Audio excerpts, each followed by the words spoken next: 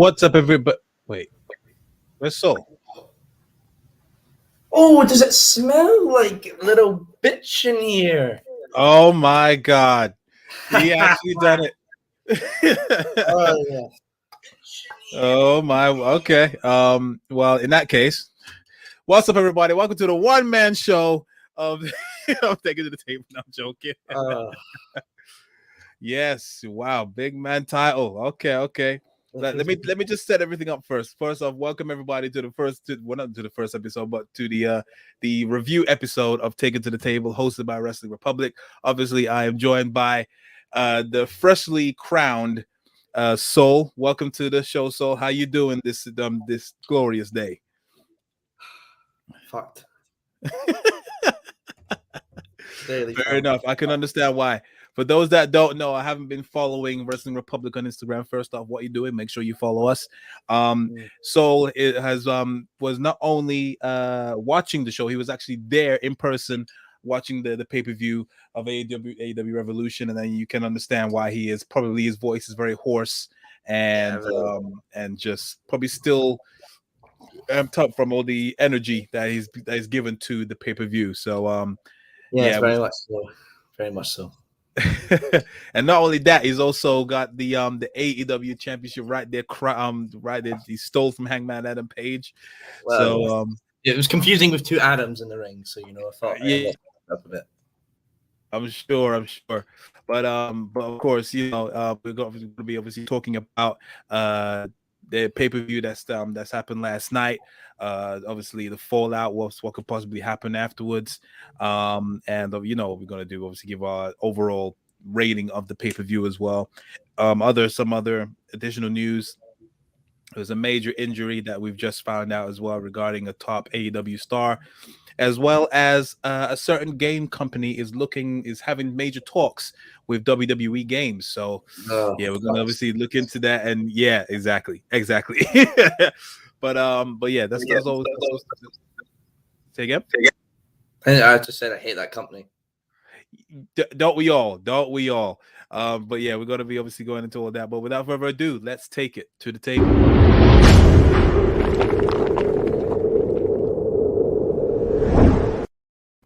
Okay. So my coughing should be subsided a bit better now than from last time, because I know I was coughing all over the place when I was on the stream with Ben, the owner of Wrestling Republic. But yeah, like I said, we're going to be talking about AEW Revolution. That is what we are here for. Yeah, from the get-go, obviously I'm gonna be going by the TV version, but from the person that was actually at the venue at the pay-per-view, what was that for? How was that like for you? I can't even describe it, mate. Honestly, it was just balls to the wall, fucking energetic. Every match, everything, no matter what it was, everyone was just going for it. And this was your first pay-per-view for any company, isn't it? Correct. See, that is one way to enter into the world of live entertainment, well, wrestling entertainment for sure. Yeah. Definitely. So I can only imagine how all the wrestling fans are amped up, and the atmosphere must be crazy. And I can only imagine. I can't wait to go to an AEW pay-per-view myself, man.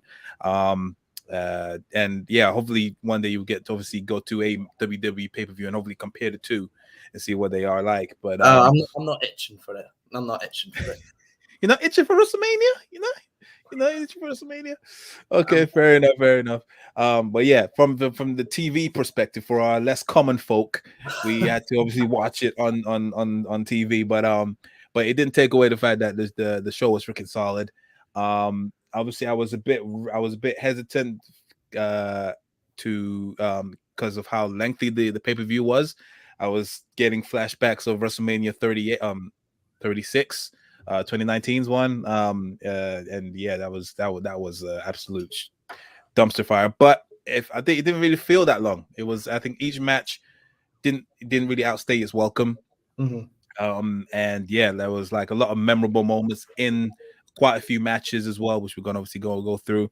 And I don't think anyone can can say that this was below average pay-per-view. I think this was very, very, very good. The streak keeps on going in terms of the quality that AEW provides in their pay-per-views to make it well worth your money and time. Yeah, that's what I can say from the get-go. And even the pre-show, I say, was quite solid as well. Would you say as well? Oh yeah, definitely. I mean, honestly, looking at the match card, I didn't think there was like a toilet break match at all. Yes. Yeah. I mean, for me, there was some matches that I'll be honest, there was a couple that I didn't really care for, but I didn't like. Sorry, I didn't leave the room or just whatever it's play in the background. So I was still curious to see what was happening. So yeah, we're gonna obviously just go through the match card. First off, let's just go through the comments. Someone's joined in. Anthony Manzano, welcome to the stream. He says, "So, are you surprised that Jeff Hardy didn't debut last night and they're saving him for Dynamite this week?" Okay, go straight with the questions. A question for me personally, I feel blessed. Yeah. I mean, we pretty much knew that Jeff Hardy's contract wasn't expiring until this coming Wednesday, so I wasn't really expecting it. What I was expecting was maybe more storytelling to get him in with the AHFO triple six-way match. But I definitely feel like maybe we'll see Jeff this Wednesday, if anything. Fuck my voice. Yeah, I mean, I think it's still under the 90-day compete clause, man, even though because he didn't let his contract run out, he's still under that non-compete. So yeah, I don't think he's gonna go nuts and break that beforehand. So if he is actually finishing on Wednesday, more than likely either then or maybe the following week. And what I can see on Wednesday as well, what they did last week, the trading card for Upper Deck. If he debuts at Wednesday, they could easily do a promotional thing for that Upper Deck card, maybe like a Jeff Hardy one for him coming in. Because what they usually do for their debuts, they had the Punk, Cole, and Danielson one, as well as the Keith Lee one last week. So I could see if Jeff comes in on Wednesday, we'll get that Upper Deck card, which I will fucking buy 5 copies of and resell on eBay. Because I need to make my money back because I'm broke. Fair play, especially with that. After you got that title. Oh, not just this Chaos. I bought something else. Jesus Christ, you went all in at the Fan Fest, didn't you? Let me put this thing down. It's fucking heavy. That is a mammoth flipping hell. Oh. That'll be new. Yeah, it's fucking. That's all for me, man. Fair enough. Well, yeah, let's just get into the matches. So obviously we're going to start with the buy-in, of course. So the first match was, of course, Layla Hirsch versus Chris Statlander. I ain't gonna lie, this one was one of the lesser rivalries that I cared for. I know this has been ongoing for a few months now, but it was mainly the main friction was between Layla and Chris Statlander. Yeah, it was okay. It was a good showing from Layla. I think she has potential. I just think that because of her, I feel like she has potential, but she's not smooth. Like I kind of put her in the same category as I feel with Luchasaurus. Sorry, excuse me. As in terms of like they're athletic, they're good, but they're not smooth with it yet. So like you can see like they have to really set themselves up, or like if they don't get it right, then it just looks really awkward and just a bit clunky, if you know what I mean. But I feel it was I think probably her strongest showing that I've seen from Layla in this match. What was your thoughts on this one? I was actually kind of digging this match a lot. I felt that I felt like if they were going to start the buy-in, it was either this or the hook match. And I just personally really like Layla in the ring. I was really shocked that she won it. I honestly thought Chris was going to win it and then move into the TBS Championship picture. But yeah, I enjoyed it. Yeah, I'm all for Layla Hirsch. Ain't there an eliminator at the or something? Well, I'm kind of spoiling it already, but yeah, Layla won that match. Very surprising. This was going to be Chris Statlander's night, obviously, because it's she's the main baby face. But yeah, I thought it was a nice little surprise. I don't know. I think that I hope that feud is done now, that she can move on to better things. Sorry. But yeah, it was nice. Didn't overstay a welcome. It was just only 9 minutes 50 seconds. Oh, So that was that. Of course. Apologies. So yeah, next up was Hook versus QT Marshall. Now I'll be honest, I was having connection troubles with this, so I didn't get to see this match. How was the response to Hook in the crowd? This fucker's over as fuck. Even before QT came out and did his thing, going into the arena, people were chanting for Hook. So this boy's over. He's loved by the AEW crowd. Everyone loves him. There was a lot of Hook merch. They were selling Hook merch exclusively at the arena as well. Like I think at the merch table there was I was there, shirts, Punk and MJF dog collar match, list of all the main title cards and Hook merch. So just showing that Hook's fucking loved. Yeah, of course. Yeah, I think he's definitely over. I believe that the match wasn't even that long. It was like 5 minutes. Apparently there was a couple scary moments where QT Marshall might have won, but yeah, he's he obviously the right person won. I think it's hella over. I love his theme. I love his presence. Like at such a young age, he's like he can go very far. I think with this win and now that this feud is pretty much over, I would say, I think now he should more show up on Dynamite now. And eventually, obviously, don't shoot him to the moon just yet. Still build him up and make him challenge for the TNT title. I think he's definitely got a very bright future. This guy, like he came out of nowhere. From being a bodyguard at MJF's inaugural election thing last year at Dynamite to now this, he's definitely climbed up. I did not know that. Okay, fair play. All right, fair enough. Yeah, he's definitely got a bright future. Going back to the comments, back on the previous match, Anthony says, honestly, I don't think Layla is ever going to win a championship. I don't find her intimidating as a heel champion for either the TBS Championship or AEW. Yeah, I think just her promo work does let her down a bit. I feel like she should be like a silent type. I would put Layla. I would put Layla as maybe she could be a female John Moxley if given the right stuff. Yeah, she could definitely be hard hitting, very aggressive. Why not? Then yeah, soon see where she goes. Yeah, if used correctly, then yeah, then that could definitely happen. And he's also said another thing. I'm making a big prediction. I could see Hook being the one to take the FTW title away from Absolute Ricky Starks. I would see if Ricky goes face, it'll be Hobbs or Hook. They'll take it off him.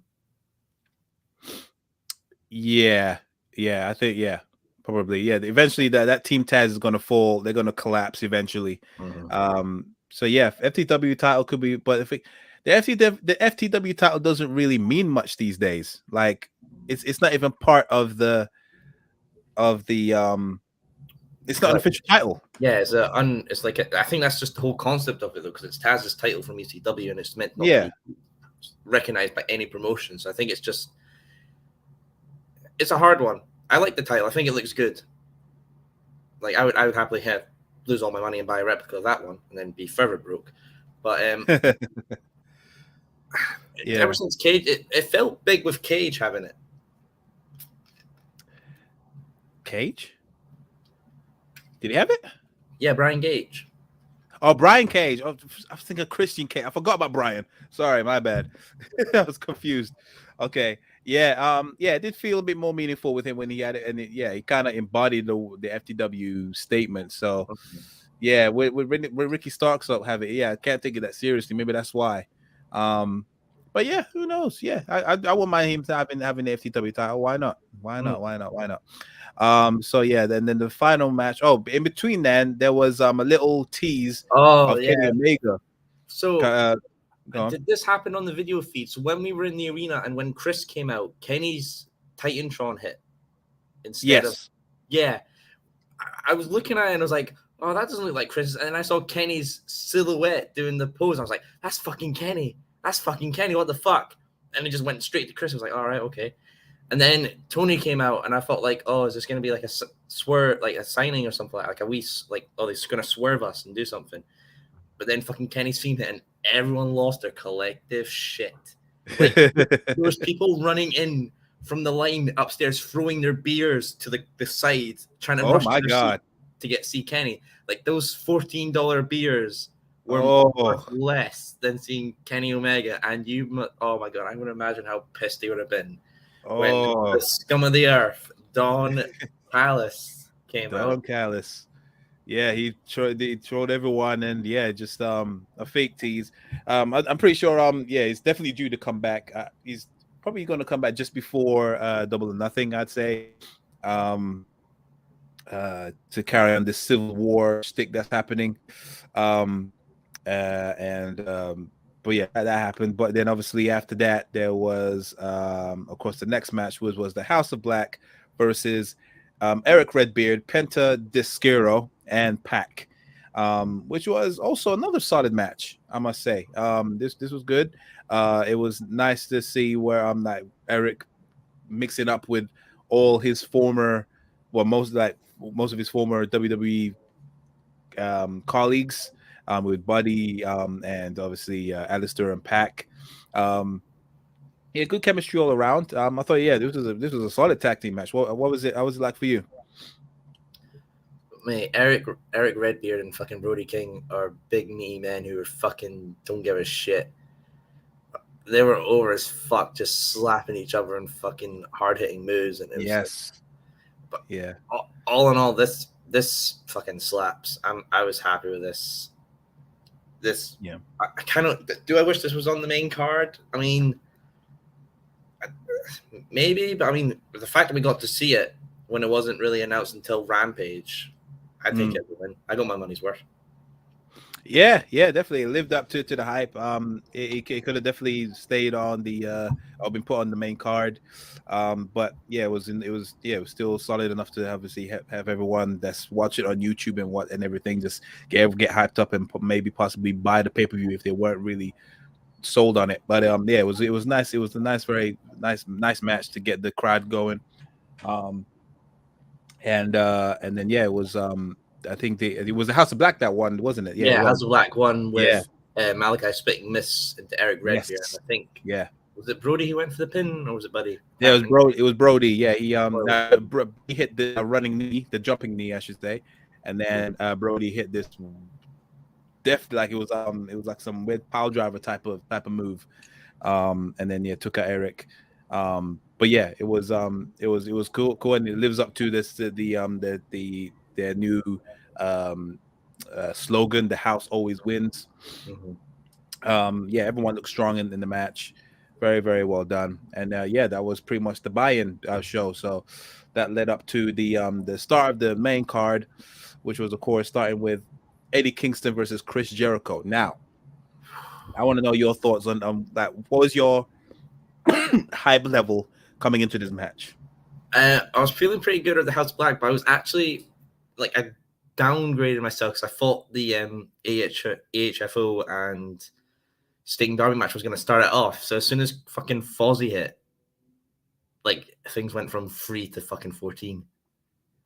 Everyone just jumped up, and it was the fucking crowd singing. Oh God! I mean, seeing Fozzy live as well, so it was like I've seen Fozzy live, so that was good as well. So I know, like, yeah, people love this fucking song. Yeah. I'm sure. I still have yet to know that song word for word, so because I want to know it word for word when they come to the UK eventually.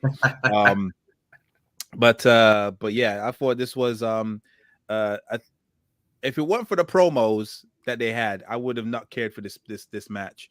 But because of like the great chemistry they have with each other prior to this match, I was just like, yeah, I want to see what the outcome is going to be with this. The right person won, I'd say. Chris Jericho was pretty much fully gone heel in this match. And you know, he was flipping the crowd. He was just doing heelish moves. Yeah, he pushed Audrey as well. Yeah,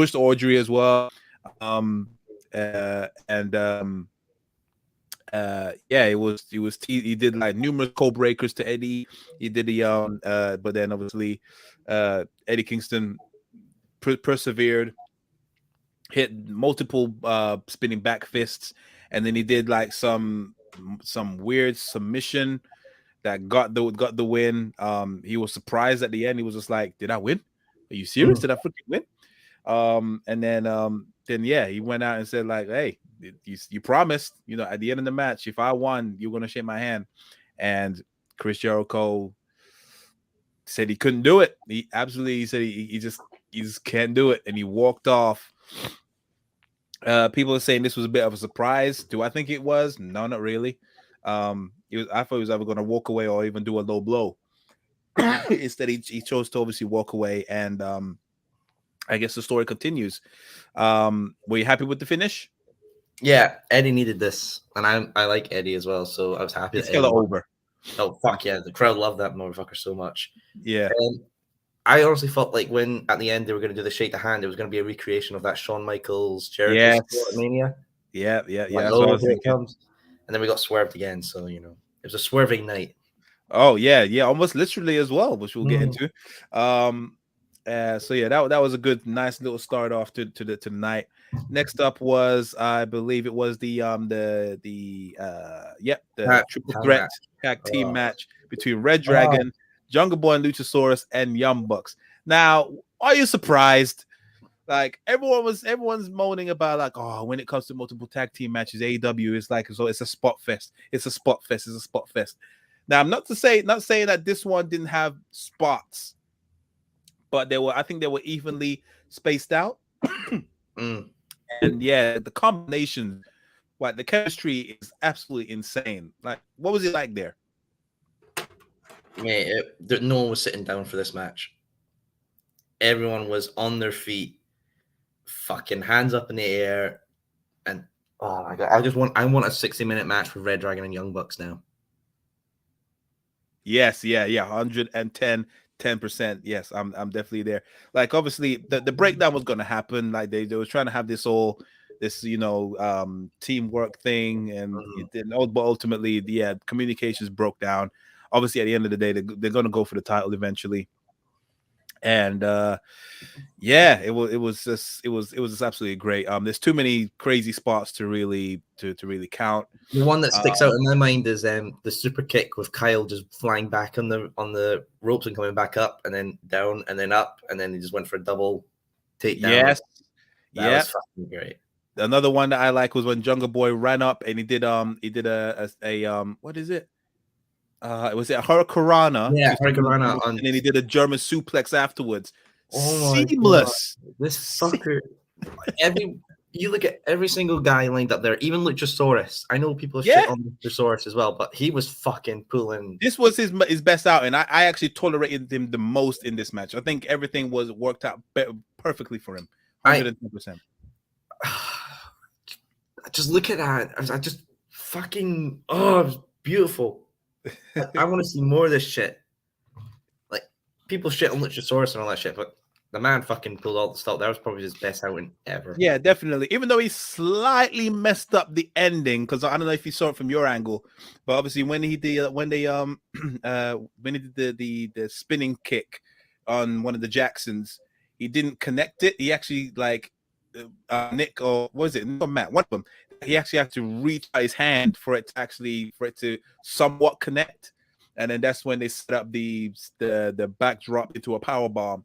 So it was a bit of a botchy ending. I didn't see the botch. I from where I was saying, it was like perfectly connecting, and then I was just from where you saw, I could understand that. Yeah, but definitely if you watch it and you slow mo it, he missed a mile off, and the Jackson had to reach out his hand for it to somewhat briefly brush him. It was really weird. But yeah, great match. Happy for the Jurassic Express to still keep the titles. And the feud continues between Young Bucks and Red Dragon. Let's see where it goes from there. So yeah, definitely solid match. Definitely was the high point for the pay-per-view. Let's go back to the comments. Anthony says, so do you guys think this is a slow disintegration of the Inner Circle, because it seems like Santana Ortiz are going to go with Eddie Kingston and Sammy going on his own? Yeah, the Inner Circle is pretty much done because they had that family meeting thing, and I pretty much knew it was done and dusted by there. Yeah, I'm pretty much. I think Inner Circle's pretty much done now. Like obviously they might get together for like a reunion, like a one-off reunion of some kind. Inner Circle about to come the AEW Generation X, something like that. Yeah, because they are the OGs. But yeah, I don't think anyone's pining for them to reunite. I also find it funny that his comment didn't mention Jake Hager. Shit, that got me coughing mad. Yeah, that's hilarious. It's Inner Circle plus one. Like you don't really care for Jake Hager, I guess. That's the thing. Like, because he didn't really do much during this whole time. He's always too busy training for Bellator, in it. So like whatever, innit? But yeah, going back to this match, definitely the highlight of the night, 110%, hands down. Next up was the Face of the Revolution ladder match, which consisted of Orange Cassidy, Wardlow, Keith Lee, Christian Cage, Powerhouse Hobbs, and Ricky Starks. Lots of meat in this one. Pause. But yeah, definitely a very interesting match that could have went either way, really, in terms of the outcome. I think I had like 3 possible people winning this match. But yeah, what was the energy like for this match? So after the tag match, everyone was pretty settled, sitting down and like just getting chill. And then the crew brought out the fucking ladders, and everyone just stood up shouting, "Ladder match!" Fuck, here we go. There was no sitting down for this one. You're getting back up. Everyone, even I think everyone was pretty much over coming out for their entrances. Maybe a bit less for Starks, which was surprising. Okay, but I had one pick to win this, and I was happy with my pick winning because it was right and deserved for him to win it. Yeah, 100%. My pick was like I said, it was going to be 3. It was either going to be Keith Lee, Wardlow, or even Starks. I was kind of thinking of a little twist with Starks. One of those 3 did win, but regarding the match itself, cool spots in there, a lot of memorable bits. There was one bit where they went up to the announcers booth, Keith Lee and Powerhouse Hobbs. And then they were just brawling there, and then all of a sudden you see Wardlow literally come from the back, like backstage, and then just bulldoze them, and then they just crashed and burned down to the table that at the bottom. What else was there? There was like the helicopter thing with the ladder that Orange Cassidy was doing. There was one way that I think they caught it and they lifted it off him, but then all of a sudden he did like some random like roll, and he was on top of the ladder and he just stood up for the ring. That was that was cool. It was pretty good. I mean, but yeah, the right person won, I'd say. Wardlow obviously grabbed that Sonic ring / hemorrhoid ring / brass ring from the top. They really believe in this guy 110%. He deserves it. He is over as fuck. I mean, they were playing his theme pretty much every day I was there. Just in really? Yeah. See, I mean, like, I guess now it's slowly starting to grow on me because I just can't take the beginning of it too seriously. I hate that this is war, but yeah, it's like, but it's other than that, it's a decent theme. But they have a lot. Should we speak about who got injured during this match? Yes. So in the midst of this match, it was Orange Cassidy that unfortunately suffered a serious shoulder injury during this match. I'm not sure. I need to watch the match again to find out where exactly, but there was a specific amount of time that he was gone, like he was not seen for the whole match. So the way we saw it in the arena was when I think it was Keith Lee who chucked Cassidy over and Cage and Starks caught him. Yes. Right. And he was there pretty much since that spot. That's where he was until the whole ending. So it seemed like something was up. Yeah. Fair enough. Yeah, definitely, he definitely overshot it, but I thought it was okay because they caught him, but then Christian Cage was trying to quietly, subtly try to reach try to see if he was all right, and then he was just gone. So hopefully, it's not too serious. But they're all saying it's quite bad. But he's had a bad luck of injuries lately. Yeah, I think because he's so over, they use him quite a fair bit for everything, and I think maybe it's time for him to give him a wee bit of a rest. Yeah, definitely. There's nothing wrong with him for wrestlers to take some time off and make us miss you kind of thing, and then obviously when he comes back, he's going to get that crazy pop. He's so over, so he's not going to miss anything major. So definitely. So Anthony says in the comments, Chaos, I disagree with you. For me, it was between Wardlow, Hobbs, and Keith Lee.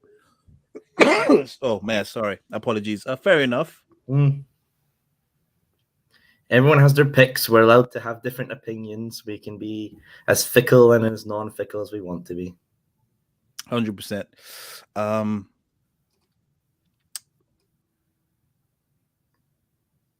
He says we already know Wardlow was turning babyface with how he was reacting to Shawn Spears, constantly hitting his opponents after he won the match with his steel chair.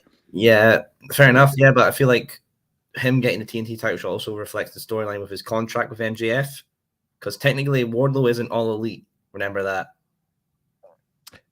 Wait, what's it? Say again? Wardlow's not all elite. Oh, I'm pretty sure. So what? He's working on the verbal contract? What do you mean? I feel like it's for storyline purposes. He's technically not all elite. Oh yeah, sorry. No, I get you now because he works for because MJF owns his contract. Yeah. Okay, I get you. Yeah. That's true. They're gonna have to work that in somehow, definitely. But I think that's gonna be the next major feud for him with MJF, which we're obviously gonna get into shortly. Next up, there's obviously Wardlow won, so he's obviously going to get a TNT Championship title shot against the winner of the match on Wednesday, which is going to be between Sammy Guevara and Scorpio Sky. And the winner of that will obviously will face Wardlow at St. Patrick's Day Slam. Yeah. So they build it against the title versus streak, the streak that no one cares about, by the way. I forgot that Scorpio Sky was on a streak, so I did. It's been undefeated for a year. Yeah, it's the forgotten streak of all time. But yeah, that's that. Next up was of course Jade Cargill versus Ty Conti for the TBS Championship. Now, so let me just jump in here. It happened at the arena. I don't know if you can hear it at home, folks. There were these 3 white lassies sitting around the corner who were up in their seats doing like the flicky finger thing for this match. And my God, I think people were more interested in that than the match, because everyone was they were fucking screaming, hollering, had a bottle of Prosecco in a hand or some shit like that. And it was just, oh my God. Oh, wow. Did you hear that on stream? Could you hear shrieking? No. I did hear a couple on the off and off chance, but I did. It wasn't distracting. I don't think it was that bad. There was a couple of times. But yeah, I mean, probably them. But overall, yeah, I mean, Jade's over. By the way, Jade's over as fuck with the crowd. Yeah, 100%. I love the outfit that she came out, had this Mortal Kombat thing going. Jade from Mortal Kombat. My God. Yeah, I know, right? I'm more of a katana person myself, but Jade's all right. Katana. Yeah. Fair enough. Remember when AEW did that katana cosplay? Yes. Oh, yes. Yeah. Yes. The match. Back to the match. Yes, back to the match. Yeah, I mean, this was okay, but I feel like for me, this would have been great on Rampage. It could have been great for the pre-show. It would have been great on the pre-show. I just feel like because of the level of expectations that is expected at a AEW pay-per-view, this one kind of got lost in the shuffle in that, and it didn't it just had that TV show feel not a pay-per-view feel. I didn't think that Ty Conti was going to win. Like, I think they're still obsessed with the streak. And I had slight hopes. I had slight hopes that she was going to win it, because the only other person I could see taking the title off Jade is maybe Chris Statlander now. Maybe it's going to be a while because he just lost. Who else is a face on the roster that can really take it off her? Ruby Soho might get another chance, but she's been put down to dark now, so I don't know. Yeah, Ruby maybe. They need to really build her up again because since that loss that she had at the finals, she hasn't been the same. So they will have to build her back up again, which I have wholehearted trust for them doing. So maybe. Maybe Shida. Maybe Shida. Maybe Shida. Anthony says Nyla Rose. I don't know about Nyla Rose. She's a heel. I'm pretty sure still. Yeah, she's still a heel. I don't know about Nyla Rose. I feel like she's had her time as champ, and it wasn't that great. It wasn't that memorable. So I don't know. We'll see. I'll probably say Ruby Soho eventually, but it's not going to be anytime soon. But regarding this match, it was okay, but I think it would have been better on Rampage, or like you said, the buy-in. But not to say that the match was rubbish. It just was. It was a standard, very standard. Good showing for Ty Conti. She was so far. I think she was the biggest threat to her championship. Yeah, pretty sure. Yeah. But we'll see what happens from there. Then next up was, of course, CM Punk versus MJF in the dog collar match. Now we gotta dive in this. I got to close this down, and then we gotta have like in-depth talk about this match right now. Pleasure. Now, just talk to that. What was the energy for this, man? Was everyone hyped for this in there? Was this the go-to match? Was this the most looked forward match in the crowd? Because it was definitely for me. I couldn't wait for this to happen. So I'll say this: when I came into the arena, people were lining up for the merch table already.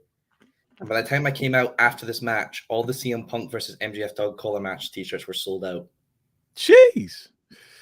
That's what I'm talking about. Okay. Something was done right. When the match graphic was shown, there was already CM Punk chants going on immediately. I was one of them, so and then Cult of Personality hit. Feeling that song in those bass boosted fucking sound systems. I've seen AC/DC live, and their fucking sound setup is intense. You could feel that beat in your fucking legs. But there's something about Cult of Personality hitting.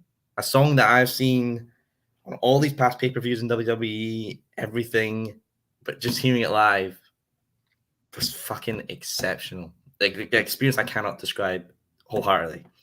And then MJF's music hit, and the fucking booze rained. Yes. Oh, that cheeky fucker. He fucking hated. But then after it did die down, it went dark. Everyone was a bit confused.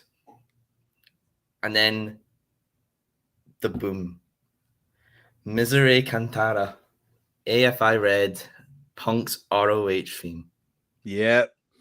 My fucking God. I was screaming. People were like, oh, what's that? My cunt ass is screaming, it's this ROH theme. It's this fucking ROH theme. Because building up to this, I didn't listen to Cult of Personality on my phone while walking about because I wanted to experience it live. I was listening to Misery Cantata all the time around here. Wow. I'm not going to expect it. And then I look back at Punk's promo that was shown on Rampage, you're going to get the old CM Punk. And I was like, oh, it'd be funny if he used Misery Cantata. That'd be funny if he used that. I don't know the licensing issues. The fact that I could say, I've seen CM Punk wrestle live, but I've seen him come out to Misery Cantata. That's something I'm going to hold with me for a long time. Fair play. Yeah, I mean, I'll be honest, I was confused for a second as to what was happening, but now it made sense. Then yeah, like he proper played to the fact that he said, yeah, you're gonna get the old CM Punk, and he weren't fucking playing. His attire was His entire was his old ROH stuff as well. The X's on the side, the X's on the back, Punk as well down the legs, the whole Nike jacket as well, and it's just oh my god, played it to a T, man. Played it to a freaking T. I will say this might be a bit controversial as well with some people, but I think this was maybe Punk's third or second best match ever. Ooh.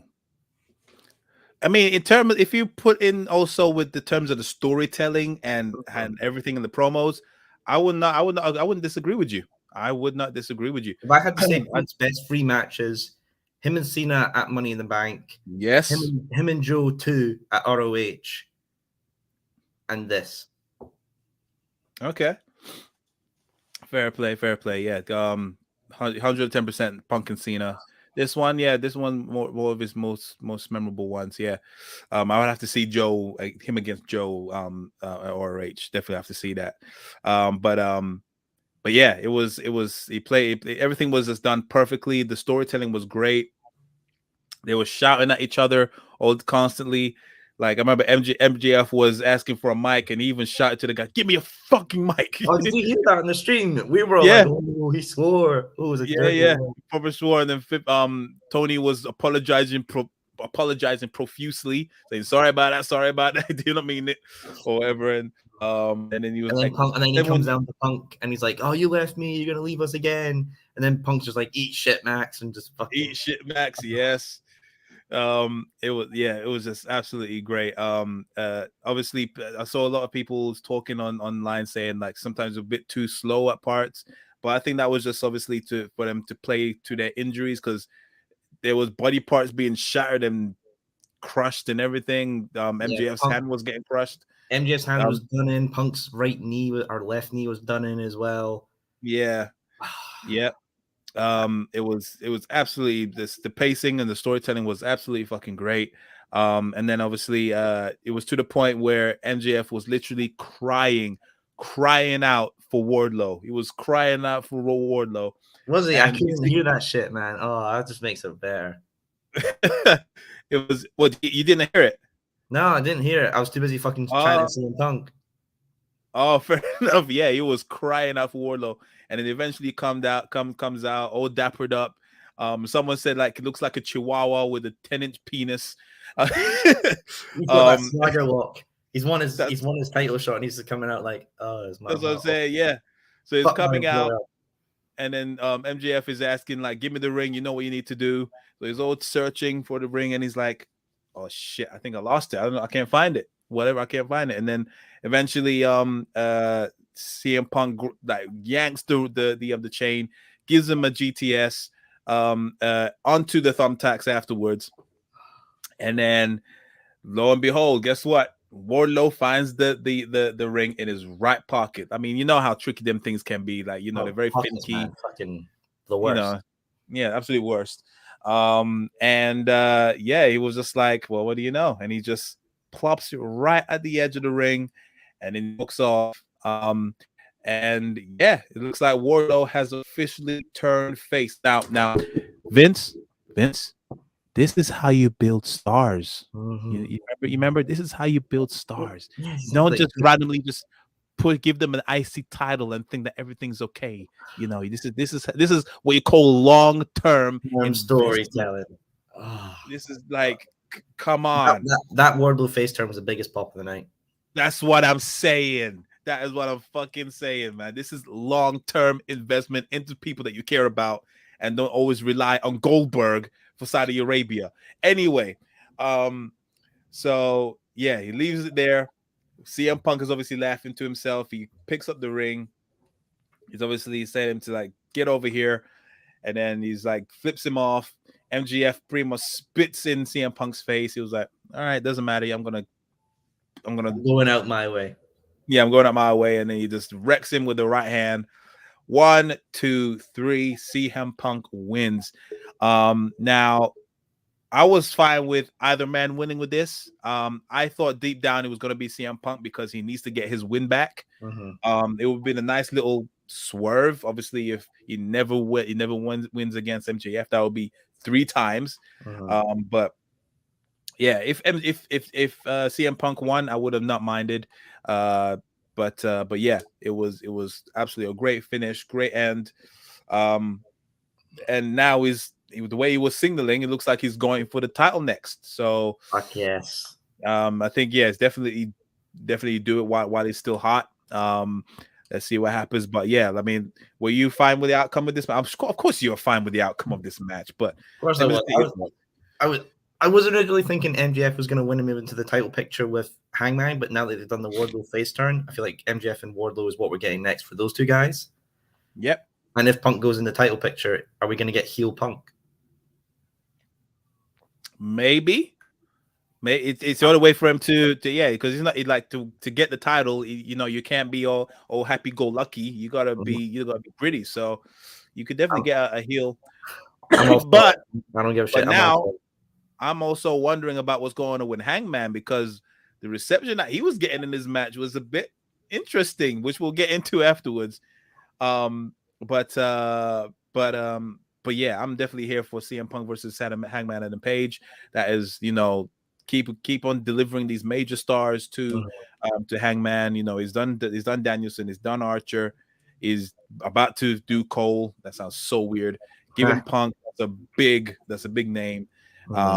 So yeah, I'm so here for it. That one was also, like, obviously up until here, this was definitely the highest point in my opinion for the night. Obviously the tag team match was the highest high point, then it just went even further.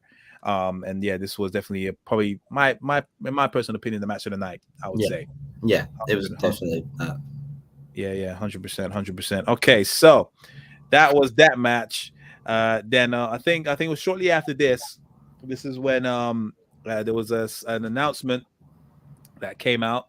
I mean, maybe obviously jumping ahead of the gun here, but yeah, it was another announcement that Tony Schiavone said that they've done another contract signing. They said obviously this was the same pay-per-view that we announced last year that Christian Cage was signed, and now they're going to do another one. And this was pretty much the worst kept secret in AEW, really. It was formerly known as Isaiah Swerve Scott that came out, who is now Swerve Strickland. Yeah, correct. Yeah, Swerve Strickland. He is now come All Elite. Great signing for AEW. He's freaking amazing. I know they would do it better than what, obviously, for those that don't know, regarding Swerve, he was a part of Hit Row, did massive things in NXT. As soon as him and that group went into the main roster, they got done dirty and got axed. B-Fab got released one day, and then literally it was like B-Fab gone, roster gone, boom. Yeah, pretty much. And I have to be honest, I don't know anything at all about Swerve Strickland. Yeah, I mean, I don't know too much about him either. I just know he had a big match with a high profile match in NXT when he was a solo act. I can't remember who he was facing. But yeah, then obviously this Hit Row gimmick, I didn't really follow him too much, but I know they were definitely over in NXT. And then when he went the crowd were loving this guy. They were doing he's hella over. I didn't realize he was that over. They were doing like the Who's House, Swerve's house, and I didn't know. I was like, is this a thing? Is this the thing we do? I don't know what the fuck this is. Yeah. And he just like this whole he commanded the crowd. He was like, shh, Whose house? Swerve's house. Whose house? It's like, fuck me, you've done your job, mate. Definitely. So yeah, if I could definitely see him going for the TNT title. I think he's going to do great things. So that's a very, very good signing for them. And this will definitely bring more eyes to him than anywhere else. So yeah, happy for him. So let me just go back to the comments quickly. Anthony says, Chaos, I agree with CM Punk that he said that Maxwell was just basically a less famous Miz. Fair enough. Fair enough. I don't know. I don't want to say on that. I mean, yeah. Technically, he is less famous because obviously he hasn't got his own reality TV show. He hasn't got he hasn't got Maurice by his side. He hasn't got kids. Oh yeah, technically he's right. Say again. Ms. and Mrs. Best show on the network. Yeah. If you say so, bro. What better than Rose to the Top? Yeah. Oh fuck yes. But yeah. So yeah, that was obviously that big signing. Then the next match was Dr. Britt Baker against Thunder Rosa for the So AEW Championship. I gotta So say this- something first. I missed Go. half of this match. Oh, so this was your toilet match? Boo! No, it wasn't. It wasn't my toilet match. I bought something. Oh, what was it? Oh, hold This on. is Hold on. Oh, stay there. Hold on. Boop. Yeah. So this is the AEW Revolution poster, signed by from top left to right: Luchasaurus, Matt Jackson, Nick Jackson, Jungle Boy, Moxley, Keith Lee, Scorpio Sky, Hangman Adam Page, Chris Jericho, Britt Baker, Jade Cargill, CM Punk, Adam Cole, Thunder Rosa, Hook, Darby Allin, Malachi Black, and Orange Cassidy. And again, this is the last time you're gonna see this guy because he's keep constantly taking the piss. Like, what? The funny thing was, I wasn't initially going to buy it. I was initially going to look for the CM Punk dog collar match because it was right after, and I was like, yeah, I want to commemorate this match. And then I saw that there, I was like, oh, fuck it. This is a one in a lifetime opportunity. Why not? Hell yeah. Dare I ask, how much did that set you back? $500.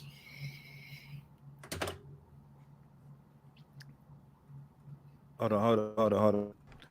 Not cool. Totally lame. I had to though. I had to. Jesus. This is how your wallet must have felt like.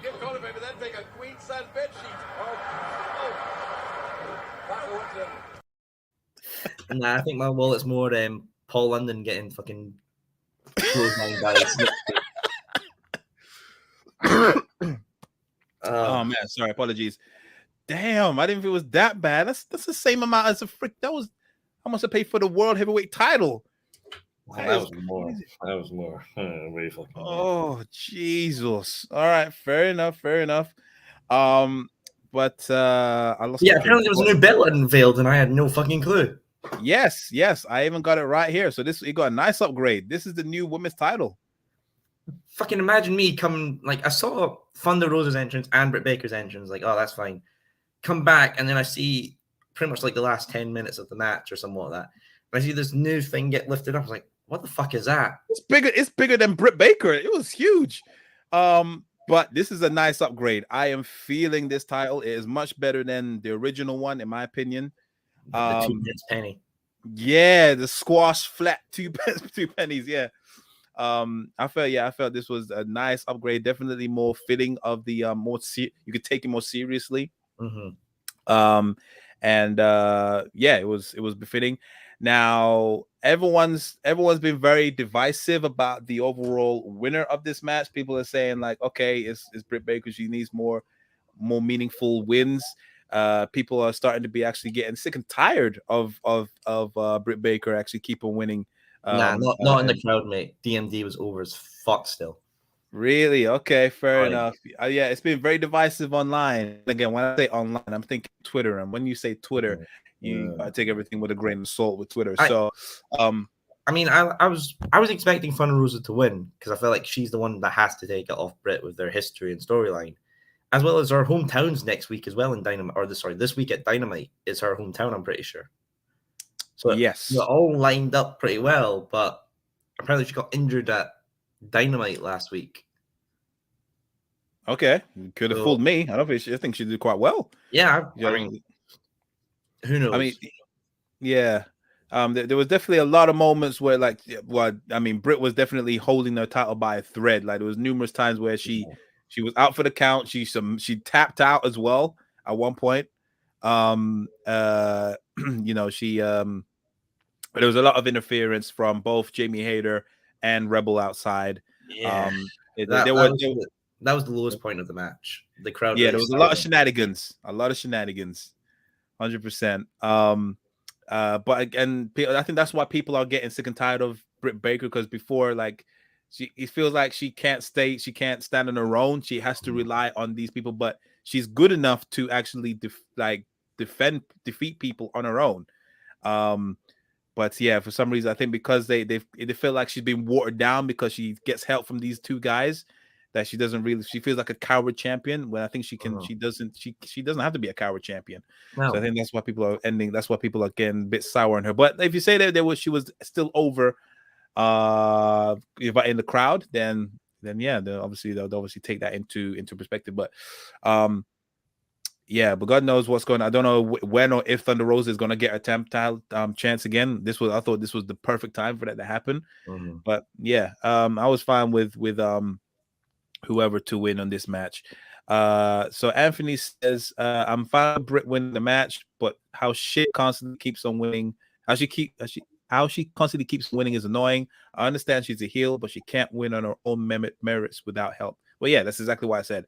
Mm-hmm. I think she's definitely capable of it, but because of shenanigans and her crew, it really dampens the title reign, and it makes it a bit it just dampens it. It's a bit annoying. He also says, what happened with Mercedes Martinez? I thought she would be at ringside to counteract Rebel and Jamie Hayter. I don't know. It would make sense for it to maybe eventually help out eventually. I mean, she was there. She was there. She was used for the dark matches, so it's not like she wasn't in Orlando. Okay, fair enough. Yeah, so yeah, fuck knows what happened. It would make sense for it to come and save, keep Rebel and Thingy at bay. But yeah, fuck knows. But I guess I don't know. I don't know if they're actual friends or they just respect. I don't know. It's like a common enemy sort of thing. Yeah, something like that. But yeah, other than that, it was okay. It was a decent match. Like this guy was busy buying a 500-pound collectible. God damn it. So yeah, that was that match. Next up was, of course, now Jon Moxley versus Bryan Danielson. Now, this was surprising, especially the ending. My God. Do you want to get the ending? Because your boy came back. Your boy came. Yeah, definitely. We'll get into the match afterwards, but yeah, let's just skip to the end. So of course, there was a little brawl at the end. There was obviously all these goobers coming out with the security, trying to break them up. Didn't really work out. And this felt like as if their dad basically came out to break up the brothers. Coming out with his belt taken off, right? Yeah. Right, I'm back from getting milk. What the fuck is going on here? Basically, it was literally came out, and then he's just like, really good, coming from the side, a huge pop. He sounded loud. Oh my God. So I don't know how you saw it on TV, but we immediately saw him come. If the ramp's dead center, then we immediately saw him come around in that fucking iconic suit of his. And everyone was like, oh, Regal. It was like, fucking yes, mate. Nice. I never expected it.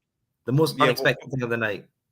110%. Yeah, because when it cut to him, I think it was just about finishing coming from the side, and then it was just like, oh shit, it's William Regal. And then it was a nice surprise.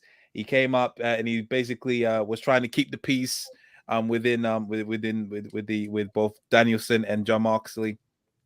And not only that, he basically slapped the taste out of Jon Moxley, headbutted him as well, so he had a red nose, red forehead, and he was just like, calm down. And then Daniel was like, yeah, you tell him, Dad. And then he came up and slapped the taste out of Bryan Danielson's mouth as well. Did you see Bryan's face? Yeah, he was like, he was about to cry. It looks like his ass whooped from. It just looked like the dad was basically saying, like, right, you two brothers, shake hands right now, basically. And then he basically, they eventually reluctantly shook hands. Now, this probably is going to be the mentor to start this new stable, most likely. It wouldn't surprise me. William Regal managing Bryan Danielson and Jon Moxley. It's great, right? Who would have thought? The grand sensei. Let's look back. Let's take something back, because I looked at the stats this morning. A year ago at last year's Revolution, Punk wasn't in wrestling. Regal was NXT GM. Bryan was main event in WrestleMania. Yeah. Look where we are now. Times have changed. Yeah, crazy, right? Oh my God. It is absolutely crazy. But yeah, glad to see Regal still active in the wrestling world. Great coup for for AEW. Obviously, TK obviously did the usual sign saying he's all elite, so that is official. I'm really excited. I just you think we'll finally get? Curious. Yeah, do you think we'll finally get the heel Regal we were meant to get for Raw, where he controls the show? I'm cool with it. I'm cool with that. I just want him to mispronounce certain people's names, Umanga, and then some. They can't do it, but maybe just do their own version of War Games somehow. I don't know. He just shouts blood and guts. Yeah, blood and guts. Definitely. How do you think Adam Cole and Keith Lee and all those NXT guys are feeling right now? Relieved and panicky. I don't know. I'm pretty sure that happs, man. He must have been a great fucking person. Red Dragon and Adam Cole are just like, we're gonna get so many fucking cage matches right now. That very damn true. Very, very damn true. But yeah, I'm happy for William Regal. I think I got a picture of him somewhere. Actually. Yeah, top right. Yeah, there we go. Yeah. For those that can't see. Yeah, this is my see, look at that. Legendary guy right there. Legendary guy. So, I remember we spoke about Regal getting released and you were so fucking sad. It was what? It was so sad. You were so sad when Regal got released. Yes. I'll go put up later. Yeah, it really hurt me, man. It really hurt me. Because like we had like about 20-30 minute conversation afterward, and he didn't need to. It was like the guy's so humble, and it was just like you know when people say you shouldn't meet heroes. Yeah, he's an exception. Definitely meet your heroes, man, because it was so content and just happy with life and just happy to be there. So yeah, definitely, it really hurt me. But yeah, he's in a better place now. Yeah, the match was actually great between Mox and Brian. 100%. Yeah, very technical, very hard hitting. I can't say. I think it was. Yes, they traded blood as they promised that they were going to do. The chemistry between them is great. I can't say anything less. Or can I say anything more? It was just very, very good match between the two. Obviously, Moxley won. It was weird from where I was. I couldn't really tell who won because like Brian did a bridge, but then how did it look who actually won? Because it was really confusing for us. So yeah, obviously, I think so. It was Brian. I was just spoke about calling Daniel Bryan. So Brian obviously had him in some choke, and then obviously Moxley did like an overhead bridge. But you could definitely see that his Brian's shoulders were to the, but it was so bent up but his shoulders were to the mat. And then once he hit 3, that's when he flicked his head up. He was like, "What the hell happened?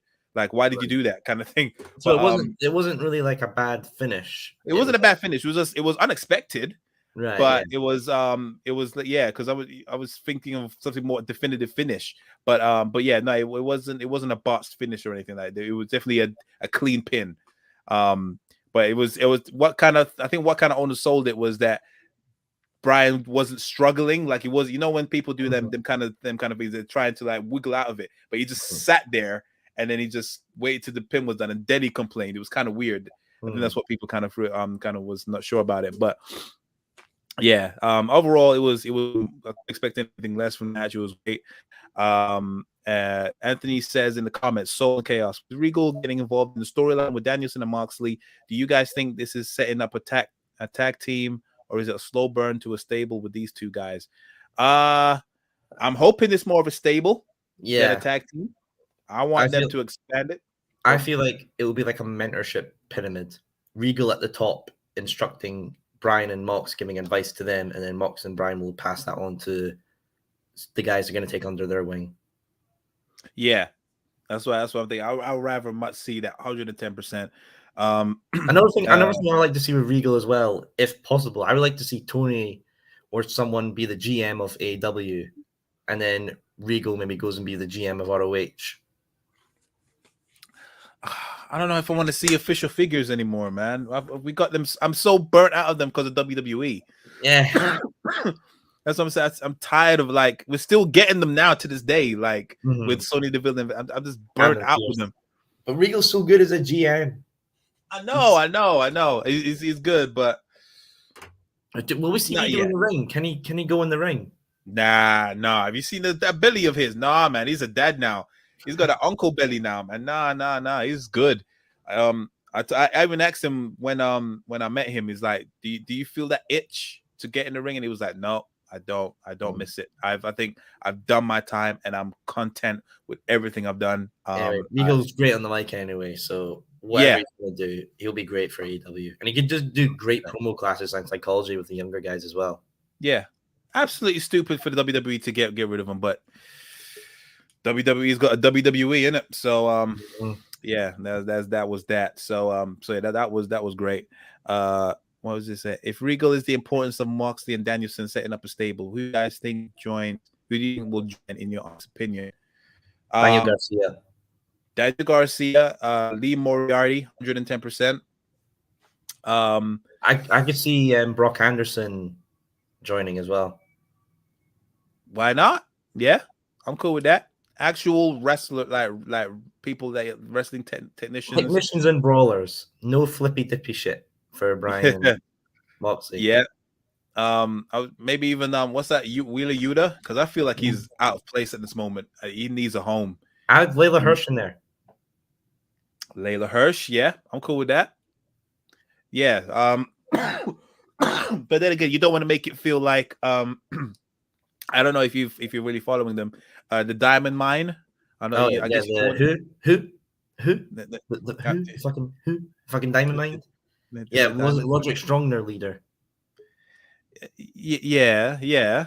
But I'm just like, obviously, you don't want to make it too reminiscent in terms of like you got all these technicians and all this kind of stuff, and it's like, But I guess I think it'll be different, maybe. Yeah, just like you said, brawlers and technicians. I guess it'll be probably different. So Anthony actually says there's actually a dispute that Moxley didn't even win the match because if you look from the camera angle on the other side of the ring, Danielson's arm was off the mat. Okay. See, they didn't show that in the replays. So I couldn't see it from my position live, so I guess I'll have to buy the pay-per-view and fight and give it another rewatch, which I'm happy to do because I'm gonna hear it like with commentary as well, which will be fun. Yeah, 100%. Yeah, definitely. I would recommend it 100%. So yeah, that what was next say? Match. Yeah, next match. Sorry, I'm just this multitasking.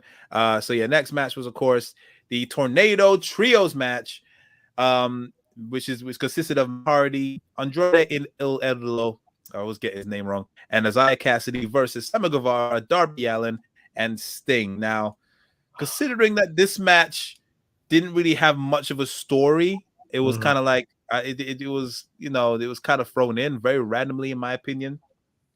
This was actually quite fun, even though people say it was kind of overbooked or too much was happening. I thought this was very fun, a bit too fun at certain points. I must say it was. It definitely didn't need to be as fun as it needed to be, if that makes sense. Especially with certain big spots that happened. But yeah, what was this like? In what was the atmosphere like when you saw this live? This was like a fucking escalator. It just got higher and higher and higher. Yes. I mean, I got to see Sting wrestle live, so that's something I can say. Yeah, that's good. Yeah, that's good. Yeah, that's a good point. But I would say my favorite out of all those 6 guys is probably Andrade El Idolo. He looked like he not freestyle, but the way he was fighting was very like like he was thinking on the ball. Like there was that bit where he caught, I don't know if he caught him, but he got Sammy Guevara and he was actually just carrying him, and he just, I don't know how he guessed the trajectory precisely, but he just chucked him and he landed perfectly on the guardrail. I want Andrade to be in the main event picture so bad. Yeah, I think definitely. I'm still pissed that he didn't win the TNT title on Rampage. Yeah, I was kind of voting for him. Or yeah, I was definitely kind of voting for him to win. But what about that fucking spot at the entrance ramp with Private Party and Sammy? What happened? I mean, yes, Jesus Christ! All right, so wait, did that one happen first? Yeah, that one did happen first. So yeah, happened first. So yeah, that one was basically they were setting up all they stacked all these tables by the entranceway, and then I think they put Sammy Guevara on one of the tables. Isaiah Cassidy went up onto one of the stage parts. Mhm. Basically, I think he was going to do a splash. Sammy Guevara said, "No, fuck that shit." Kicked off the other half of Private Party. Then he climbed up, having a little punch up, and then he basically had him like in like a rock bottom kind of position. And then he was just like, yeah, did this crazy thing. And the guy literally did a Spanish fly all the way down to the tables. It looked rough, it looked tough, but it was absolutely amazing. What was the crowd like when you saw that? Or what was you like when you saw that? Mate, it was when getting the tables out, we knew something crazy was going to fucking happen. Oh yeah. And then Isaiah was up there on himself, and it was just like, oh, we're not doing this. And Sammy went up there and was like, oh no, we're doing this. Get your prayer beads out because someone's going to fucking die from this shit. Yeah, I mean, it would have been even sweeter if the tables did properly break. I think. Yeah, because one didn't break, was it? The left one didn't break. Yeah, and the other one just went flat. Like it broke, but it just went flat on the floor. That wasn't the craziest table spot of the fucking night. Because no, Sting was just like, hold my beer. so when that happened and they were just out for the count, Butcher and Blade came in. Sorry? Then Butcher and Blade came in. Butcher and Blade came out of nowhere. Yep, they were basically just cleaning up house. And then of course Matt Hardy and Sting were brawling. And this spot basically stunk Royal Rumble 2000. So Butcher and Blade just obviously stacked up about, I think it was 4 tables. Mm-hmm. And then there was a little area where Andrade Idolo and Darby Allin were brawling. And then they were right next to the stack tables, and then they basically did a double punch.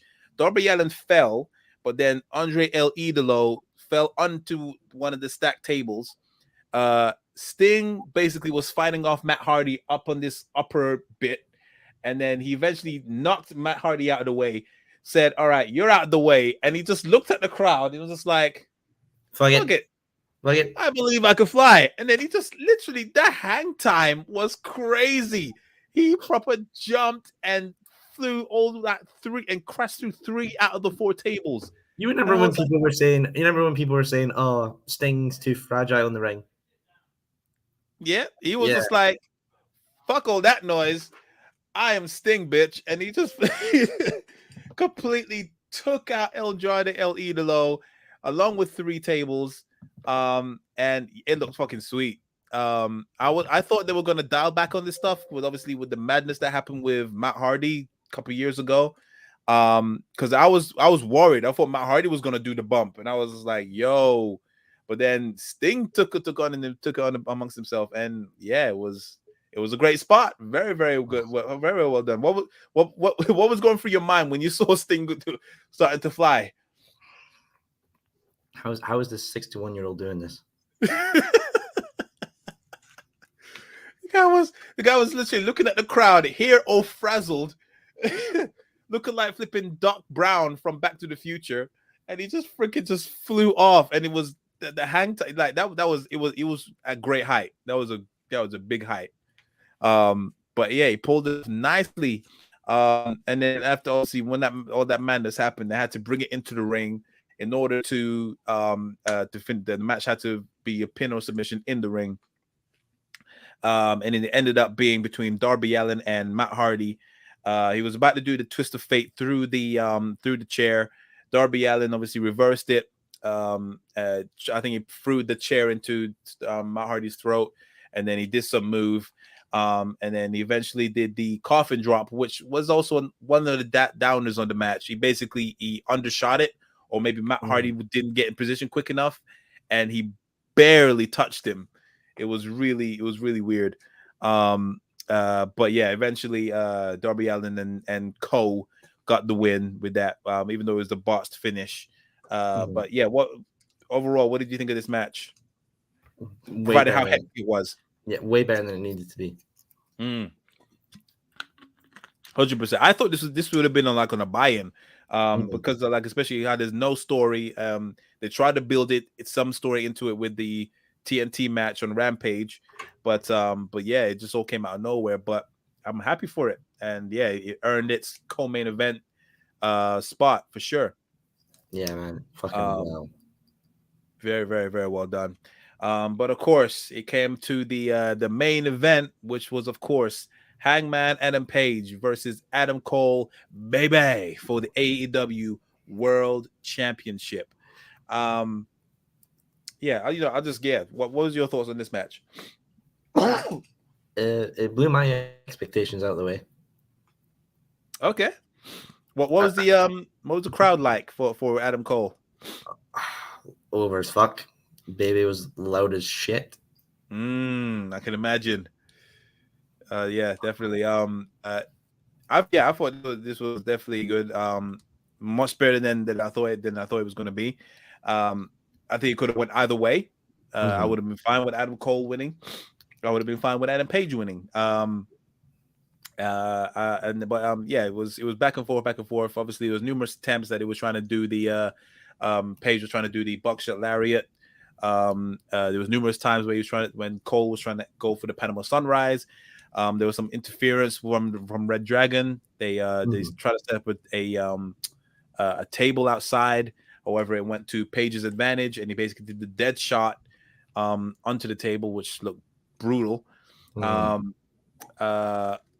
noticed lately it doesn't seem to hit that properly as much now. It's because I know that the head is meant to go in the middle of between his legs, but then lately I've always seen everyone have their head outside to the left or the right. I don't know what it is. It's because I don't know if the safety issues or what. I don't know. Who knows? And another thing as well, just as another side note, I've never seen the Tombstone Pile Driver being used so many times in a single pay-per-view. It was about 3 or 4 times I've seen everyone use the Tombstone Pile Driver. I was like, okay, is this a sign? Or are they trying to get Taker again? Piss off. But yeah, so yeah, obviously Red Dragon trying to interfere. Obviously it wasn't enough. And then ultimately Page basically hits the Cole also hit the Panama Sunrise onto the concrete floor. Still wasn't enough. And then ultimately Page basically did his version of what's it called? Is it lower the boom? Is that the move? The knee hit? The boom. Yeah, the boom. And then eventually hits the buckshot lariat. And yeah, the streak is over for Adam Cole. He is now succumbed to the hands of Adam Page, and he still is your AEW World Champion. So, yeah. So you were fine with the outcome of this match? Do you think the right person won? Yeah, it's not ready yet for Page to lose it. Yeah, I'd say so as well. Yeah. Like I said, I would have been fine either way, but yeah, I would say that I'm cool with it, and yeah, I'm here for CM Punk and against Hangman Adam Page for sure, definitely. Probably a double or nothing. Yeah, they need to have a big marquee match for that. So yeah, 100% a double or nothing. So Anthony says, when Kenny Omega gets back, do you guys think that separates the Young Bucks from Adam Cole, or do they go back with Kenny and Adam goes with Red Dragon? And what would you call that group? You want to take the first one? Yeah. So when Kenny Omega, do you think? Yeah, I think they're going to separate them. There is basically a civil war going on between them, so there's going to be some friction. I think that's going to be probably set up for double or nothing. Kenny Omega and the Young Bucks versus Red Dragon plus Adam Cole. What I'm going to call them, I have no freaking idea. I'm very bad with stable groups. What about you? What's your thoughts on that? I thought it was absolutely great, and I think it's a great idea to have Kenny come back soon. I feel like he's going to go with the Bucks. He's not going to go with Cole and Red Dragon. That's going to be like a trios feud. I mean, if Kenny did go with Adam and the Red Dragon Bucks, and maybe just call it the Best Belt Dragons or something like that. The Best Belt Dragons. Fine. Whatever. Yeah. Yeah, that's cool. I'm cool with that. Yeah, definitely. And he said also something else going back to the tag team match. He says, honestly, Andrade feels like a weird fit with the Hardy family office. I thought he would have had his own stable. Well, eventually, the whole thing I think is to get Hardy out. I think that's the whole point for him to get Hardy out, and then it's going to be the Hardy Boys. Basically, that's that's what it is. And then it's going to obviously they're going to have the little nostalgia run, and then that's it. So, it will eventually become Andrade FO, like AFO, because his name is at the front. So yeah, it's going to happen. But yeah, eventually it will happen. So yeah, going back to the pay-per-view as a whole, I thought it was it's not AEW's best pay-per-view. I think that one's still All Out 2021. But yeah, definitely is solid. It didn't, even though it was a lot of matches, none of them outstayed his welcome. They all were superbly timed. Every match felt like it had its place there for the most part. And yeah, I can't fault it. I think this is definitely an 8 or even a 9 out of 10 for me.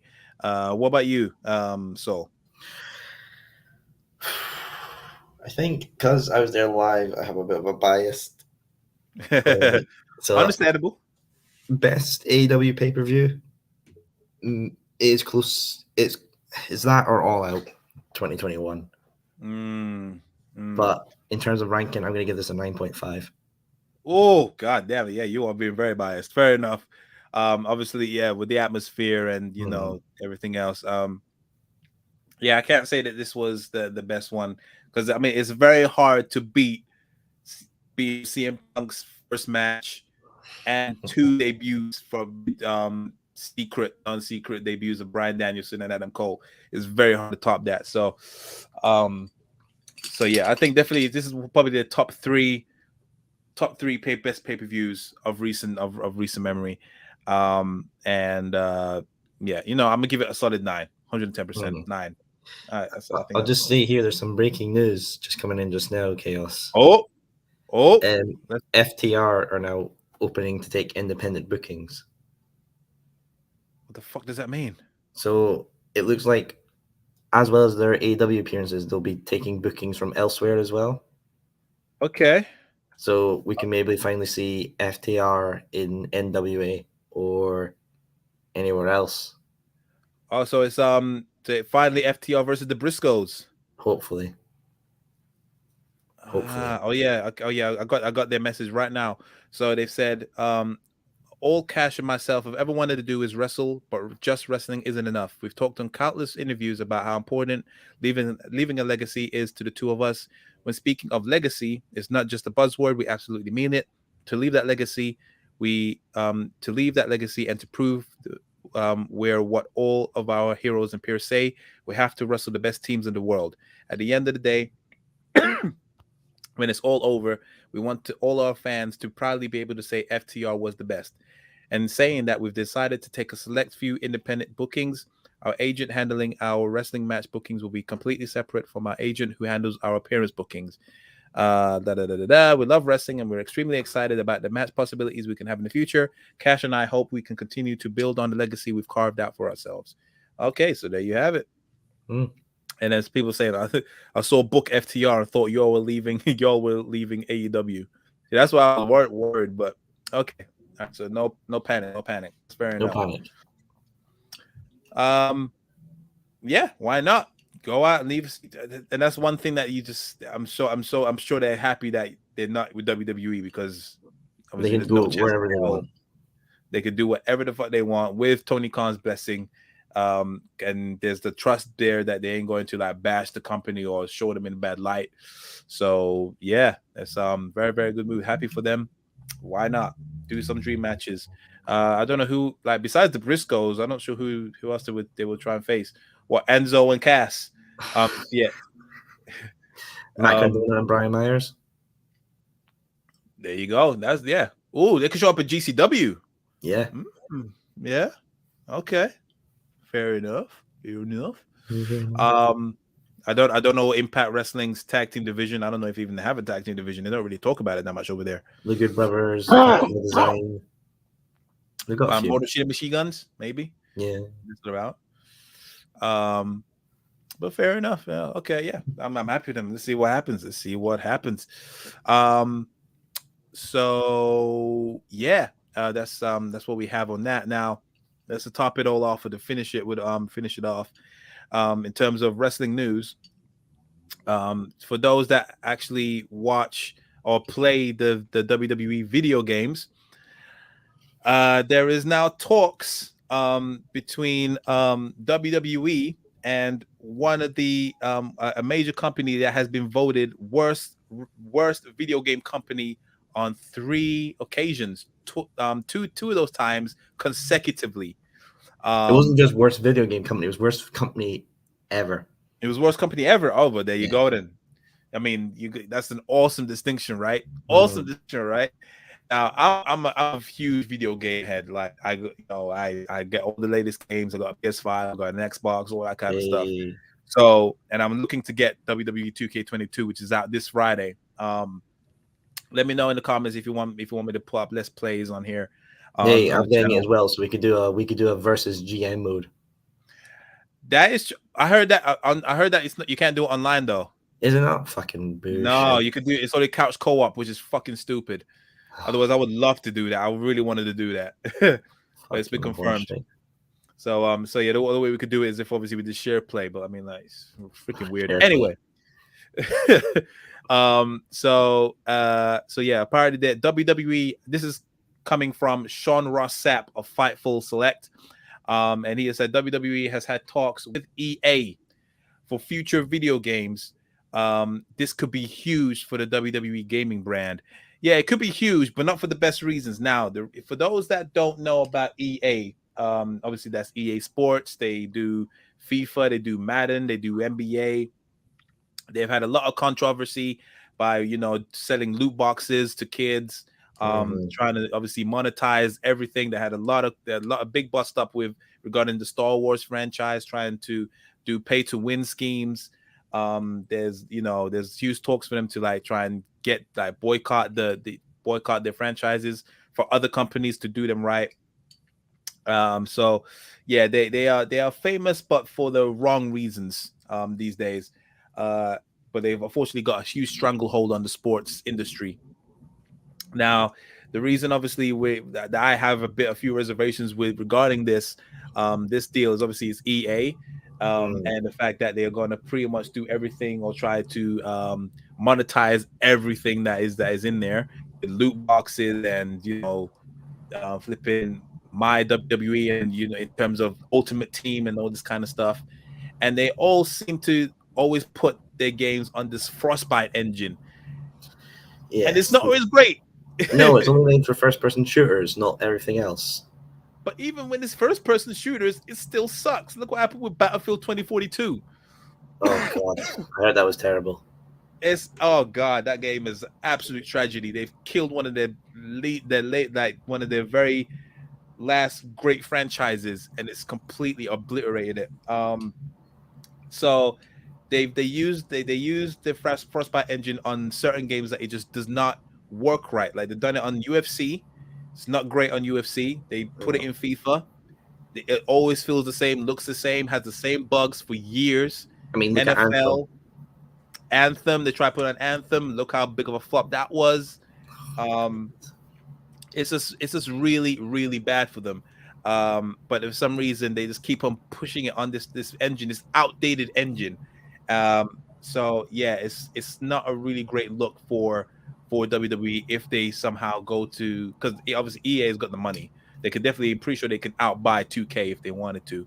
I think it really depends on what happens to 2K 2022 if it sells well. If it sells well, yeah.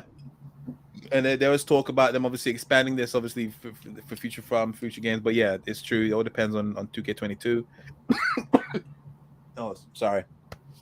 But yeah, I am not excited for this. Definitely not excited for this. What was your thoughts when you heard this news? I think I'm done buying wrestling video games from WWE if this happens. Oh, yeah, that's what I'm thinking. That's what yeah, because I'm more and more when I heard this, I'm more and more looking forward to AEW's game right now.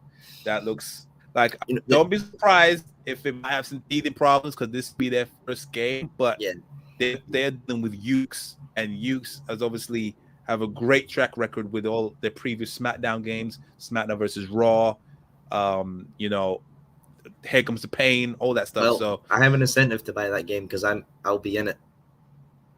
oh yeah, he was part of the Ricky. Yes, of course. So again, this motherfucker. It was at I think it was at AEW Dark tapings, weren't you? And then they Yeah, said they were actually Universal.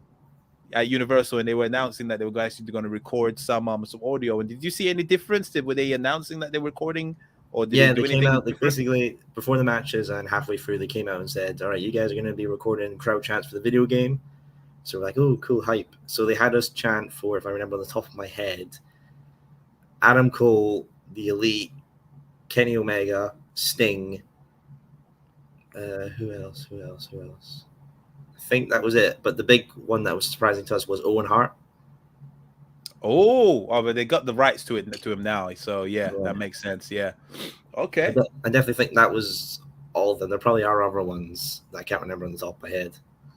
Okay. So it was quite a lengthy thing that they were doing in terms of recording. Yeah, like it was a good solid minute of chants. Okay. Nice. Okay. Oh, and so, MJF. yeah. They had us chant MJF.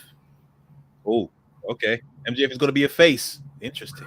No, because the crowd were being dicks and we're just going MJF, and one guy was going MJF sucks. MJF sucks.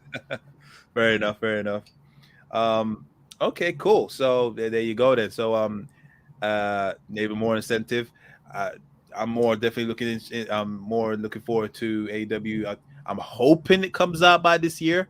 Something tells me it probably won't, because it's gone really quiet for the longest of time lately. Yeah, remember they used to do updates on AEW games on their YouTube channel, but I don't think they've done one in a couple of months. Yeah. I mean, obviously, I know games take a lot of time to do and all that kind of stuff, but yeah, I'm kind of worried that it might try and push it back, and then try to blame COVID and stuff to them working from home. But yeah, definitely if EA goes, if I see EA Sports, it's in the game at the beginning of a WWE game, yeah, I'm done. They're probably going to start trying like press start. Okay, £5 if you want to play the game. £5 if you want to play as Orange Cassidy. or no, $6 if you want to play as him without his glasses. And another $2 if you want him to actually take off his jacket and play with his hands in his pocket. So yeah. It's dark times if it goes to EA. I mean, what company, if you could take it from 2K, what company would you want to actually take over the franchise? There's not really many companies who've done wrestling games because they're a weird niche. Yeah, and all the good ones have pretty much all like gone bankrupt in it. So like THQ obviously was gone, the staple. Acclaim, they're gone. See, when EA did wrestling games, we got WCW Mayhem and Backstage Assault. So that's why I'm having trust issues. You know what I mean?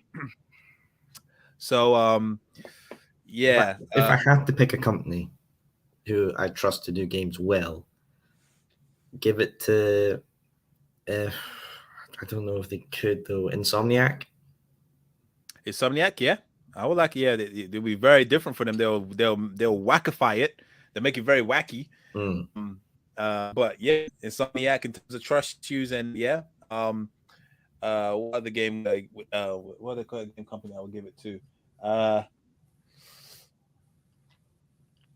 I mean, we might have to bring this up as a conversation in a later episode. Ooh. the game Bethesda? Yeah, Bethesda. Yeah, because they'll release it 16 times before the sequel.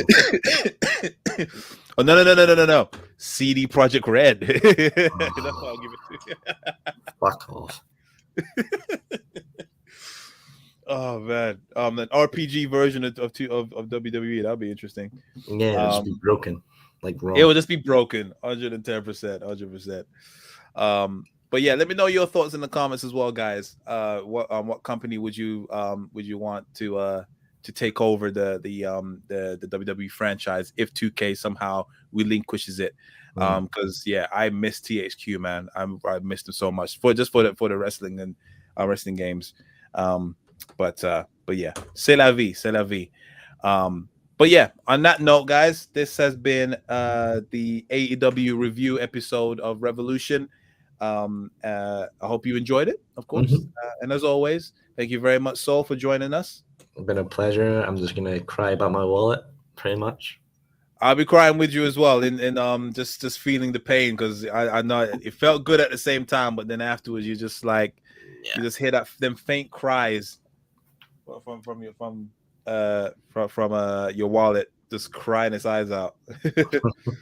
But yeah, I feel it for you now. But yeah, as always, I gotta get that belt through customs now. Yeah, just like, do you know who I am? I am a former UFC lightweight champion. This is the real belt. Yeah. Yeah, enjoy that, and obviously, hope to see you back in the UK soon. But as always, guys. Hopefully, guys, make sure you also follow Wrestling Republic and official_TITT for all the breaking news, debates, rants, quizzes, all that stuff. This has been Taken to the Table. Until next time, guys, peace.